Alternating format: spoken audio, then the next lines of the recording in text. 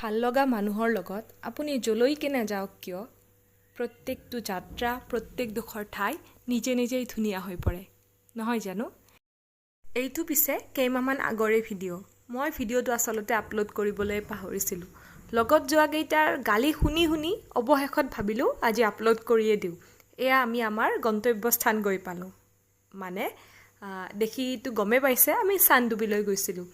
আৰু আমি ঘৰৰ পৰা ওলাওঁতে ইমানেই দেৰি হৈছিল যে আধা ৰাস্তাতে ৰখি আমি ব্ৰেকফাষ্ট কৰিব লগা হ'ল আৰু আমাৰ ব্ৰেকফাষ্ট কৰোঁতে তেতিয়া সময় 12:30 বাজি গৈছিলে আৰু অকণমান দেৰিকৈ ওলালোঁ কাৰণ তাত গৈ আমাৰ বনোৱাৰ কোনো প্লেনিং নাছিল আমি ঘৰতে চবেই নিজে নিজে কিবা কিবি বনাই লৈছিলোঁ আৰু পিছে নাচ গানৰ অবিহনে পিকনিক সদায় আধৰুৱা নে কি কয় আপোনালোকে